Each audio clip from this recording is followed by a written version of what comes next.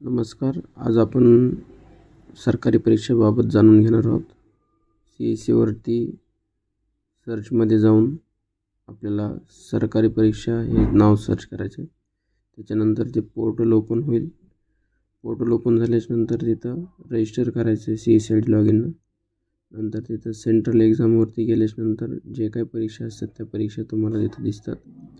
त्या परीक्षावरती क्लिक केल्याच्यानंतर ज्या विद्यार्थ्यांना ज्या परीक्षेसाठी रजिस्टर करायचं आहे त्यावरती क्लिक करून पुढं त्यांची डिटेल्स टाकायचे आहेत आपल्याला. आता इथं बघा की कोणत्या सगळ्या परीक्षा आहेत त्याच्यात.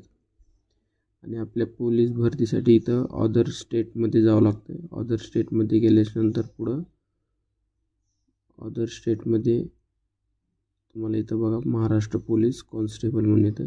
त्याच्यावरती क्लिक केल्याच्यानंतर तुम्हाला 500 रुपयामध्ये कोर्स येतो. त्याच्यामध्ये मॉक टेस्ट येतात. मॉक टेस्ट 100 मॉक टेस्ट असतात.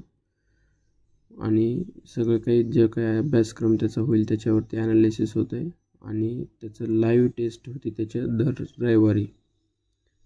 इथं तुम्हाला विद्यार्थ्याचं नाव टाकायचं आहे, मोबाईल नंबर टाकायचा आणि कंटिन्यू करायचं आहे. कंटिन्यू केल्याच्यानंतर पुढं त्याचं डिटेल्स येते. तिथं तुम्हाला मेल ID, जेंडर, त्याची जन्मतारीख वगैरे टाकायचे आणि खाली DM म्हणून नेम सिलेक्ट करायचे. ते सिलेक्ट केल्याच्यानंतर तुम्हाला रजिस्टरवरती क्लिक करायचं आहे. रजिस्टरवर एकदा क्लिक केले की तुम्हाला डिटेल्स येते आणि इथून तुम्ही ते पेमेंट करू शकता.